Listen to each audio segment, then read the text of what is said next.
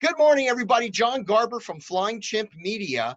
Did you know there are three critical documents every couple needs to have? And I'm going to tell you about them right now. Joining me today is Fernando Orrego from OC Estate and Elder Law.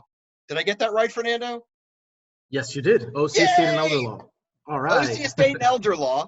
And he's taken some time out of his day to share some ideas with you. Fernando, welcome. Thank you so much for joining us. Oh, thank you so much for inviting me. So we've been talking over the past week or so about how people can use this time. I mean, obviously, a lot of people are busy. I'm busy. You're busy. But we have time. We're not driving so many places. We're not driving to networking meetings. We're not driving up to Boca and back and forth and down. So we've got some time. And it seems like if people, particularly couples, can take a breath and ask themselves, you know what? Am I missing something, right? I mean, not to be morbid, but some people are, there is a death toll. We're questioning mortality. We're looking down at our kids that we're spending a lot of time with and saying, am I doing the right thing? Have I really positioned them if something happens? And you mentioned there are three things that every couple needs to put into place. Can you share them with us? Sure. And I just like to start off by saying that it's not only what you're going to leave, but while you are alive, we definitely need to make sure that you have all the documents in place so that if you do become incapacitated, if you do become sick and you need somebody to make decisions for you, you have those documents in place with giving the people the right authority. A lot of people don't know that even though you're married, husband, wife, if something comes up, in my case, my wife can't just go to the bank and sign for me on my accounts. If it's joint, it's a different story.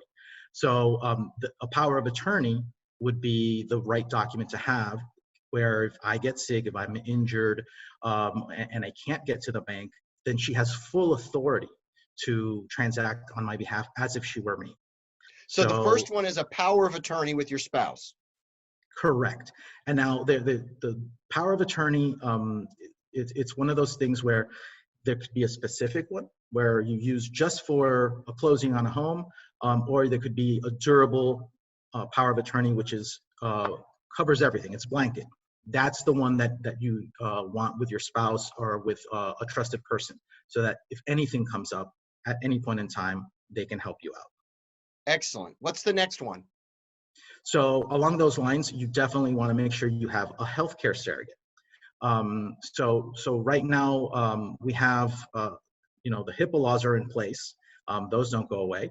And if you have somebody that is sick and you need to get access to their medical information, let's say you don't like their doctor, you don't like the care they have, you want to make sure you have access and HIPAA authority to go and obtain those medical records and get that second opinion. So that's the first thing. Along those lines, you also want to have somebody that you've named to be your healthcare decision maker. If you can't make any decision for yourself, that's critical to obtaining the best care. And then finally, and this will depend on someone's religious point of view, their personal point of view, is the living will portion. Right. Do you want to be kept alive artificially in case things don't work out so well? Okay. And under what conditions?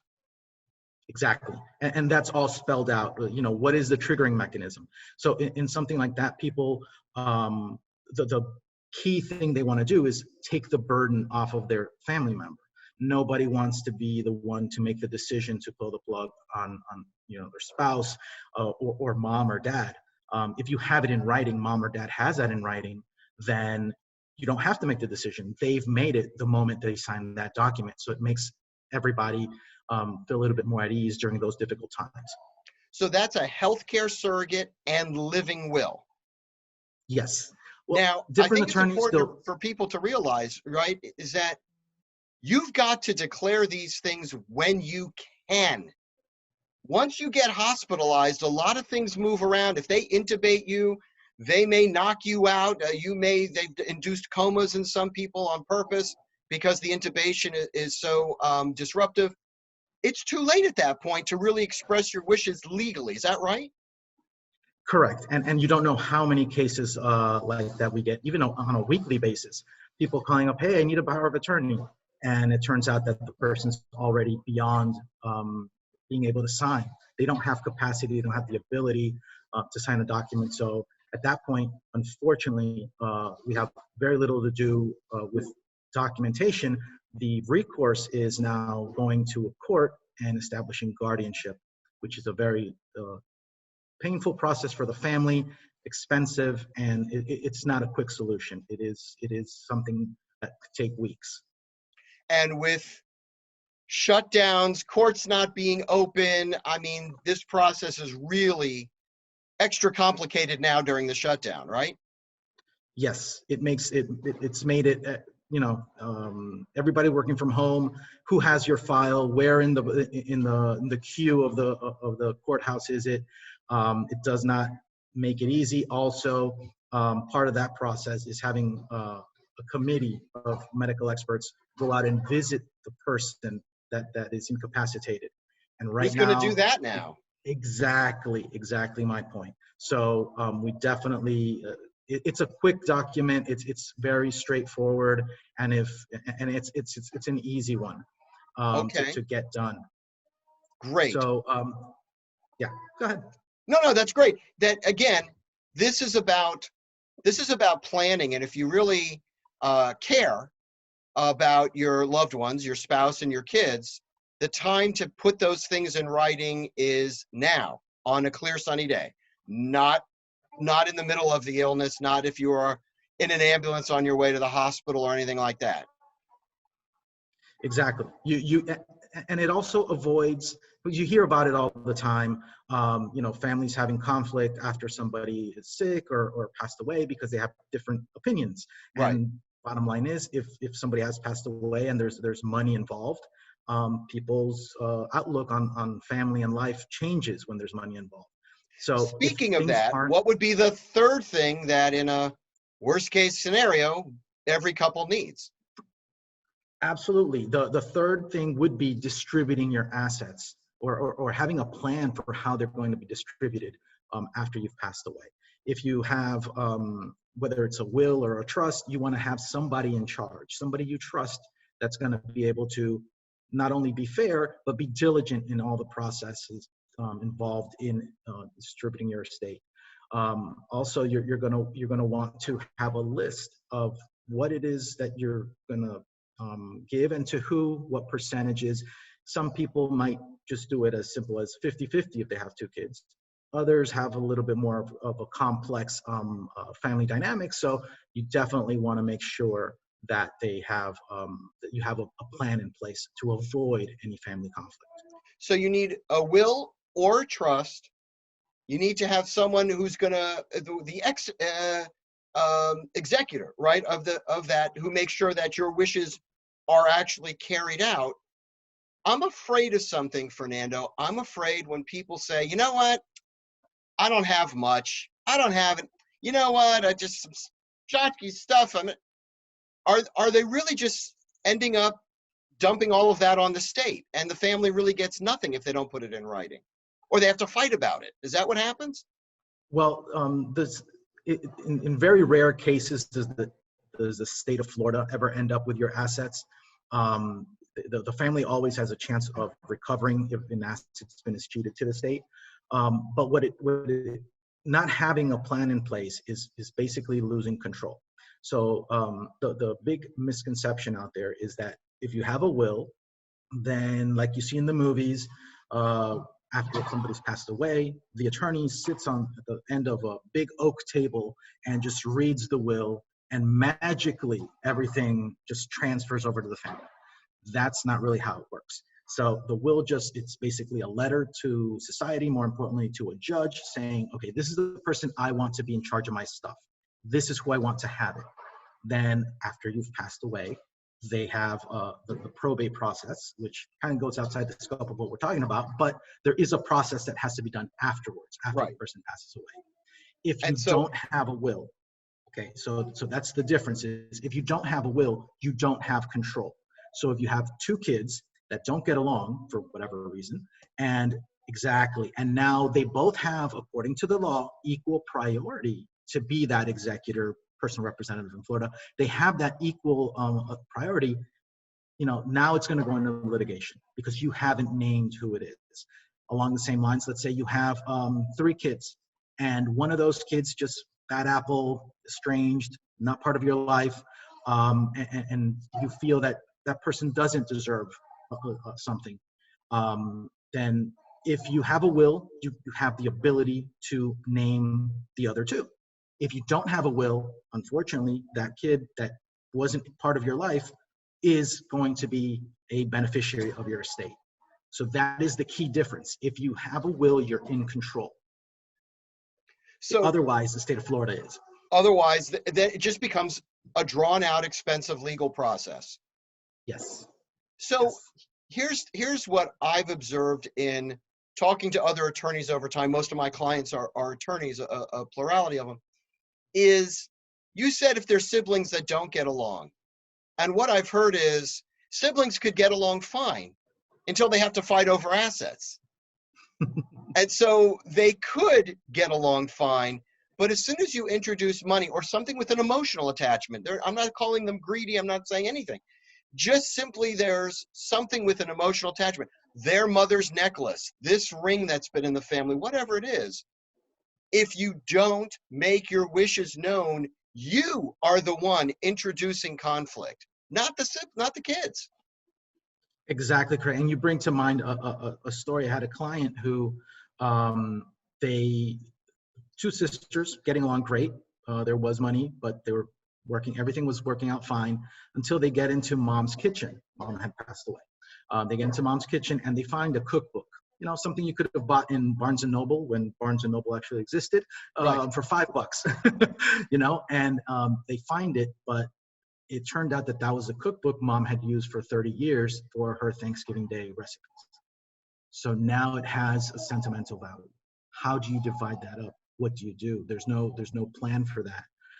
If you, and a suggestion I give my clients, if when you're doing your estate plan, if you identify items that are important to you or may be important to your kids, make sure that even if they have no financial value, that Right. you address that in your estate plan, because that butting heads over that cookbook destroyed the relationship those 2 sisters had. Great. So as we start to wrap up, let's review those 3 documents one more time. The first one was the Durable power of attorney. Power of attorney. Second one is a healthcare surrogate living will, right? Correct. And the third one is your will or a trust. Correct. Okay, see, I can those learn are things. the basic documents. See? Oh yeah, So great job. let me ask you this, Fernando, because, with the shutdown, and I don't want to be, sentimental, but we are all in this together, right? We're Correct. all in this. You and I have been through a bunch of hurricanes here in South Florida. When there's a hurricane, it's very localized. It's parts of Broward, parts of Miami, parts of the Keys, and the rest of the country is fine. They could throw you a lifeline. Right now, we're all worldwide in this together, right? So I Yes. see so many people in different professions reaching out, helping people, like we're together trying to do right here now. Legal documents and the law is constantly changing, right? The law, as they say, it's a living, breathing thing. So new things come out. If someone did these documents or some of them 5 years ago, 7 years ago, maybe 10 years ago, do they need to reevaluate that based on maybe getting new assets or things that have changed in their family or things that changed in the law? Absolutely. Excuse me. I recommend to my clients that we just talk over the phone just to catch up and update anything or address any updates at least once a year. If you don't have contact with the attorney that prepared to your documents, if it's been more than I'd say 4 or 5 years, have somebody review them, have an attorney review them. I do that all the time for potential clients. You have an old will that you don't know, you don't remember what's in it, right? So you just send it my way, free review, and then we sit down, we discuss what you have. If you want to update it, great, I can help. If not, we part as friends. And it's absolutely something that I always offer. So you're offering right now, I'll call it a consultation, but it's really a review and sort of a strategy session about these critical documents and reviewing what you have. And also, you got parents that have moved into the state from out of the state. That's very common. What they drew up in their previous state has to square with Florida law now if they plan on retiring here and living out their end of their lives here, right? I mean, is that an issue also where it's Absolutely. not the I same see, in every state? and along those lines, I see wills that are 25, 30 years old. You tell me whose life hasn't changed over the course of Right, 30 years. right. So those changes just happen naturally. And of course, you want to make sure, just to make it easier for your family, that your documents are compliant with Florida law. That's Excellent. something that goes a long way. Excellent. Well, Fernando, our time is up. Thank you very much. I know that you and I share something in common, which is a real commitment to helping all our local vendors and businesses stay in business any way we can, supporting local mom and pops, friends, businesses that we've patronized in the past. We're still out there trying to spend as much as we can to keep them going. Flying Chip Media has the Pass the Hat campaign, encouraging businesses to make themselves available and encouraging people out there to go out, support their local business, including buy something and have it sent to a staff at a hospital. You can always order chocolate pizza, food, anything, mask, and have it sent to first responders or their house. And everyone will appreciate that. Together, we'll all get through this. And I thank you so much for your time, Fernando. Sure, absolutely. Thank you. And I just like to leave business owners one last tip. In these times where we're at home and we're with family, time kind of all blends together and gets mushed up, and it's even hard sometimes to remember what day of the week it is. My tip to get around that is, even though it's comfy to stay in your jammies, put on some put on some pants every day. Comb your hair, have some sense of normalcy so that you can stay sane, and we'll all get through this together. That's a great tip. Thank you so much, Fernando. I appreciate your time.